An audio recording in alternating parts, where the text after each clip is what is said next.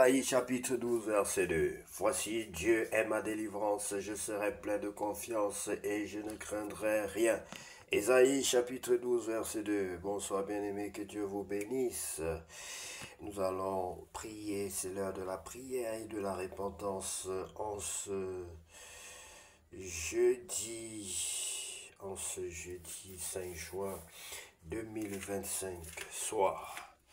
Prions ensemble, bien-aimés. Alors que la nuit approche, Seigneur, nous venons à toi avec reconnaissance pour les grâces reçues aujourd'hui. Père Céleste, merci pour ta fidélité durant cette journée. Tu nous as soutenus, même dans les moments difficiles. Nous remettons entre tes mains nos fatigues, nos inquiétudes et nos pensées. Donne-nous un repos paisible et restaure nos forces. Protège notre maison, nos familles et nos projets. Remplis nos cœurs de ta paix et renouvelle en nous l'espérance. Ta parole nous rassure. Je me couche et je m'endors en paix, car toi seul, éternel, tu me fais reposer en sécurité. Psaume chapitre 4, verset 8. Bien-aimé, que Dieu vous bénisse abondamment. Au nom de Jésus-Christ de Nazareth, si tu sais par contre que tu n'as pas encore reçu le Seigneur Jésus-Christ dans ta vie comme ton sauveur personnel et ton Seigneur, je vais t'inviter à le faire aujourd'hui. Comment ça se fait, bien-aimé? C'est en confessant tes péchés.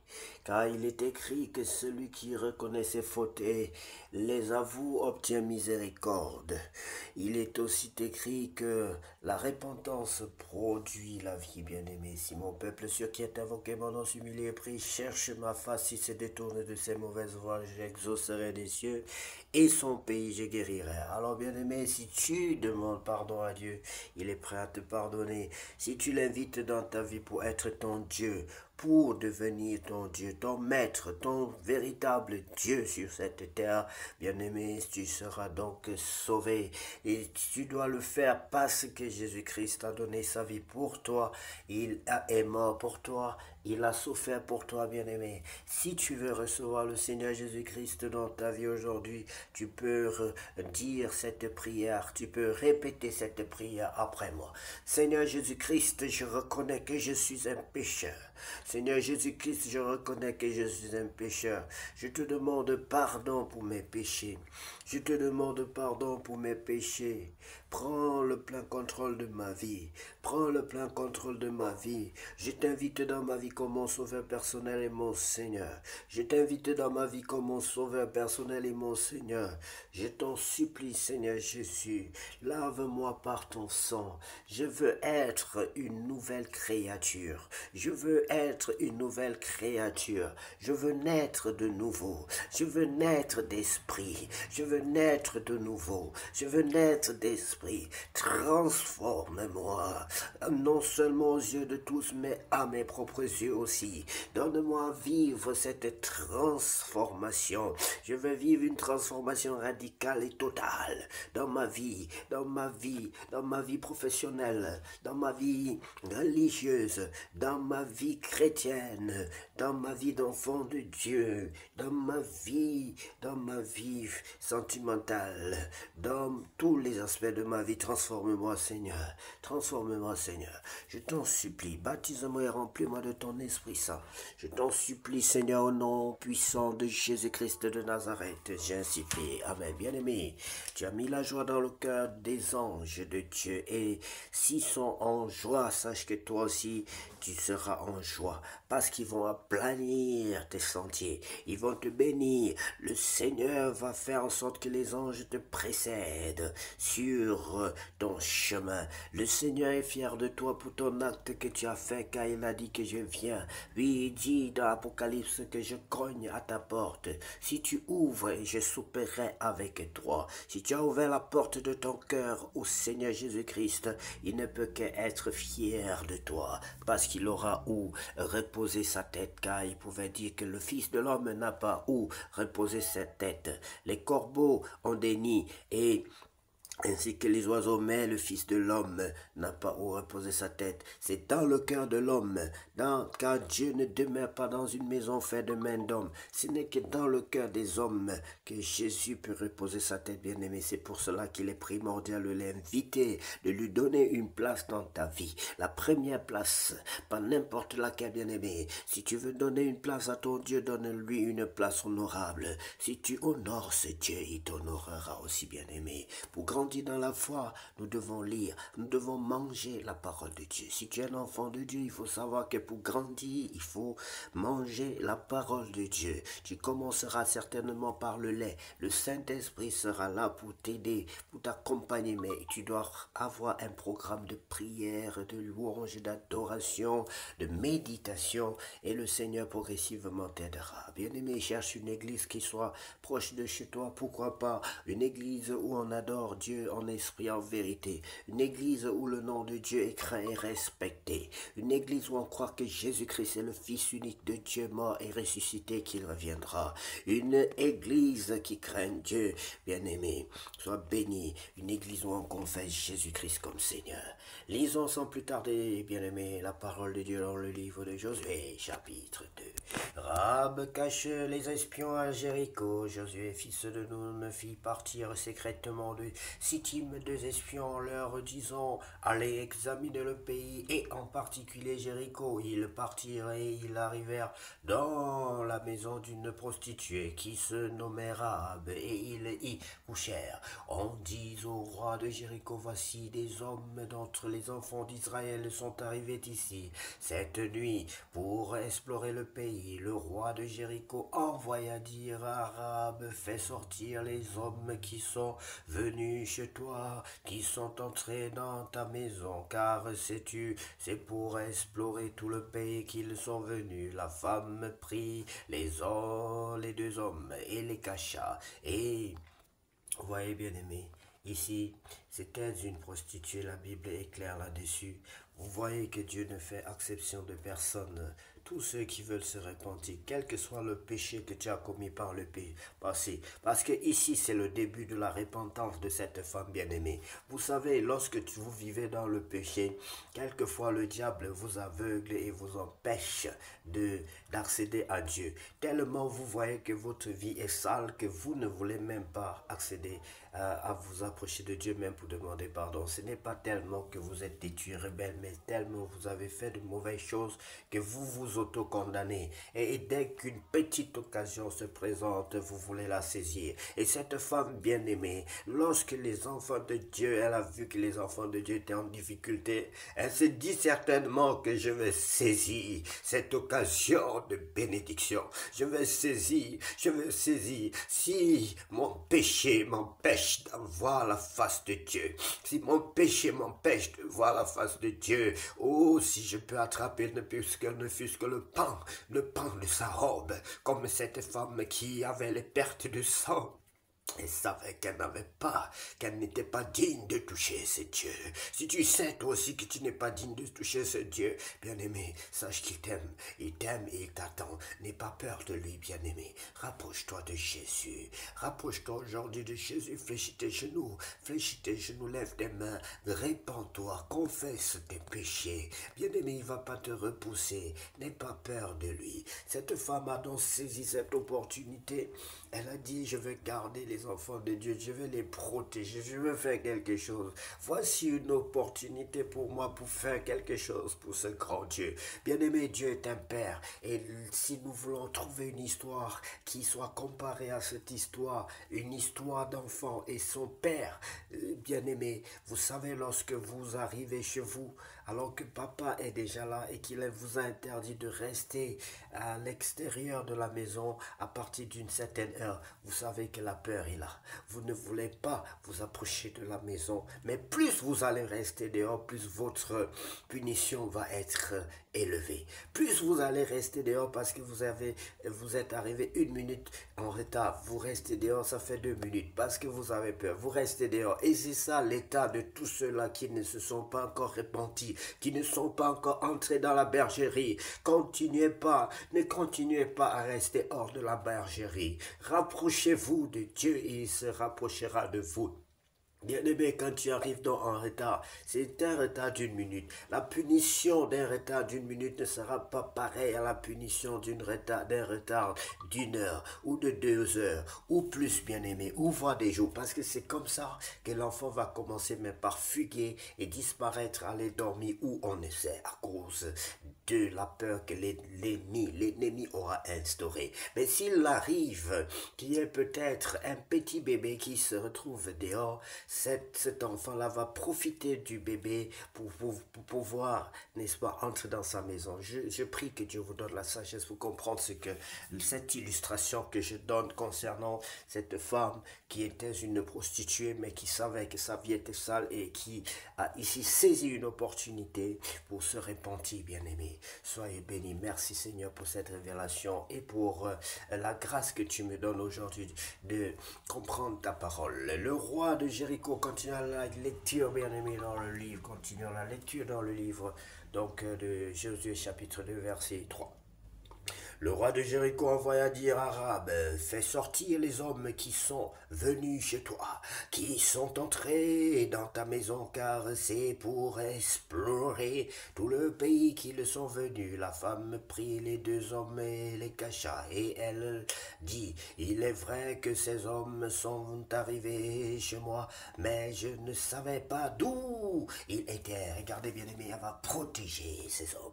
Et comme la porte a dû se fermer de nuit, ces hommes sont sortis.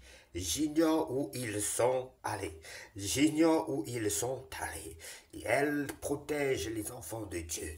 Elle s'engage à mourir. Parce que mentir au roi, c'est prendre le risque de mourir. Bien-aimé, prendre le risque de mourir, c'est le début de la nouvelle naissance. Pour grandir, pour qu'une plante puisse grandir, bien-aimé, pour qu'un grain puisse germer, il faut qu'elle meure d'abord. Et ici, c'était le début de sa nouvelle naissance, bien-aimé. Et comme la porte a dû se fermer de nuit, ces hommes sont sortis. J'ignore où ils sont allés, hâtez-vous de les poursuivre et vous les atteindrez. Elle les avait fait monter sur le toit et les avait cachés sous des tiges de là qu'elle avait arrangées sur le toit. Ces hommes, ces gens les poursuivirent par le chemin qui mène au gué du Jourdain et l'enferment à la porte après qu'ils furent sortis. Vous avez vu, elle a réussi à dérouter ceux qui poursuivaient les enfants de Dieu. Avant que les espions se couchent, Rahab monta vers eux sur le toit et leur dit, l'Éternel. Vous voyez, bien aimé, c'est-à-dire que la vie, quand vous voyez les gens, ne les critiquez pas toujours. Tu peux être, quelle que soit ta religion, que ce soit un musulman, que ce soit un athée, que ce soit un homosexuel, que ce soit quel que soit le type de péché que la personne peut commettre, bien aimé, sachez, quelque part, il y a un peu de bon sens, il y a la vie. Dieu parle à ces personnes-là et ils le savent. Dieu les parle intérieurement. Et il cherche une occasion pour se repentir. Et je prie pour toi qui m'écoutes aujourd'hui que Dieu crée ton occasion de repentance. Et si tu sais que tu es en train de m'écouter aujourd'hui, sache que c'est ton jour de salut. C'est ton jour de salut. Saisis l'opportunité qui t'est offerte aujourd'hui. Répands-toi et accepte le Seigneur Jésus-Christ. Avant que les espions se couchent, Rahab monta vers eux sur le toit et leur dit l'Éternel, je le sais, vous a donné ce pays, la terreur que vous inspirez nous a saisis. Et tous les habitants du pays tremblent devant vous, car nous avons appris comment, à votre sortie d'Égypte, l'Éternel a mis à sec devant vous les eaux de la mer Rouge, et comment vous avez traité les 2 rois des Amoréens au-delà du Jourdain, Sihon et Og, que vous avez dévoué, pas interdit. Nous l'avons appris et nous avons perdu courage, et tous nos esprits sont abattus à votre aspect, car c'est l'Éternel votre Dieu qui est Dieu en haut, car c'est l'Éternel votre Dieu qui est Dieu en haut. Ça, c'est un modèle de repentance, bien-aimé. Ça, c'est un modèle. Là, elle est en train de reconnaître que l'Éternel est Dieu, est le véritable Dieu, est le véritable Dieu, est le véritable Dieu. Elle a décidé de ne plus faire le mal. Elle a décidé de protéger, d'entrer dans la famille de Dieu. Elle a décidé de devenir aussi un enfant de Dieu, même par adoption. Elle laisse son peuple. Elle a décidé de trahir son peuple, de laisser son peuple pour maintenant devenir s'accrocher au peuple de Dieu. Comme nous, bien-aimés, nous sommes greffés au peuple Israël. Nous sommes greffés à Jacob. Nous sommes greffés à Israël. Oui, bien-aimés. Et c'est ça le modèle de la repentance. La repentance n'est pas que dans le Nouveau Testament. Ici, bien-aimés, ici les choses étaient une préfiguration. Ici, tout ce qui se vivait dans l'Ancien Testament était une préfiguration des choses spirituelles que nous vivons aujourd'hui, des choses que nous devions vivre à l'arrivée de Jésus-Christ de Nazareth. Nous l'avons appris et nous avons perdu courage et tous nos esprits sont abattus à votre aspect, car c'est l'Éternel votre Dieu, qui est Dieu en haut dans les cieux et en bas sur la terre. Et maintenant, je vous prie, jurez-moi par l'Éternel que vous aurez pour la maison de mon Père la même bonté que j'ai eue pour vous. Donnez-moi l'assurance que vous laisserez vivre mon Père, ma mère, mes frères, mes sœurs et tous ceux qui leur appartiennent et que vous nous sauverez de la mort. Bien-aimé, la Bible dit, crois au Seigneur Jésus-Christ et tu seras sauvé, toi et ta famille. Ce principe est éternel. Ce principe a toujours existé, bien-aimé. C'est pour cela qu'on dit que Jésus est le même hier, aujourd'hui et éternellement. Et Jésus fut avant que le monde ne soit bien-aimé. Cette histoire-là se passe en présence de Jésus. Jésus, c'est pas parce qu'on voit dans le film où Jésus naît, ou un bébé qui naît, qui veut dire que Jésus-Christ n'a pas connu Abraham. Jésus-Christ n'a pas connu Isaac, Jacob, il n'a pas connu la création du monde. Jésus-Christ, il est Dieu. Il a connu tout cela et il a vécu tout cela. Et il est venu pour interpréter la loi. Il n'est pas venu abolir la loi parce que lui-même, il est la représentation de la loi. Ces hommes lui répondirent, nous sommes prêts à mourir pour vous, si vous ne divulguez pas ce qui nous concerne et quand l'Éternel nous donnera le pays, nous agirons vers toi avec bonté et fidélité. Elle les fit descendre avec une corde, voilà le contrat signé bien-aimé. Elle a demandé, elle a prié et elle est exaucée. Ici, c'est l'exemple, le modèle d'exaucement de la prière d'un enfant de Dieu. Elle les fit descendre avec une corde par la fenêtre, car la maison qu'elle habitait était sur la muraille de la ville. Elle leur dit, allez du côté de la montagne, de peur que ceux qui vous poursuivent ne vous rencontrent. Cachez-vous là pendant 3 jours jusqu'à ce qu'il soit de retour. Après cela, vous suivrez votre chemin. Ces hommes lui dirent, voici de quelle manière nous serons quittes du serment que tu nous as fait faire. À notre entrée dans le pays, attache ce cordon de fil cramoisi à la fenêtre par laquelle tu nous fais descendre et recueille auprès de toi dans la maison de ton père, ta mère, tes frères et toute la famille de ton père. Si quelqu'un d'eux sort de la porte de ta maison pour aller dehors, son sang retombera sur sa tête et nous serons innocents. Mais si on met la main sur l'un quelconque de ceux qui seront avec toi dans la maison, son sang retombera sur notre tête. Et si tu divulgues ce qui nous concerne, nous serons quittes du serment que tu nous as fait faire. Elle répondit qu'il en soit selon vos paroles. Elle prit ainsi congé d'eux et ils s'en allèrent et elle attacha le cordon de cramoisi à la fenêtre. Ils partirent et arrivèrent à la montagne où ils restèrent 3 jours jusqu'à ce que ceux qui les poursuivaient soient de retour. Ceux qui les poursuivaient les cherchèrent dans toute la région, mais ils ne les trouvèrent pas. Les 2 hommes s'en retournèrent, descendirent de la montagne et passèrent le Jourdain Ils vinrent auprès de Josué, fils de Nun, et lui racontèrent tout ce qui leur était arrivé. Ils dirent à Josué, certainement, l'Éternel a livré tout le pays entre nos mains, et même tous les habitants du pays tremblent devant nous. Merci, merci bien-aimés, pour votre patience, pour le temps que vous avez consacré pour écouter la parole de Dieu. Puisse cette parole vous transformer. Puisse cette parole faire de chacun de nous un enfant complètement transformé. Car notre Dieu revienne la gloire, la puissance et l'honneur pour tous les siècles. Amen. Que cette nuit bien-aimée soit la nuit la plus paisible, la plus glorieuse de toutes les nuits déjà passées sur cette terre.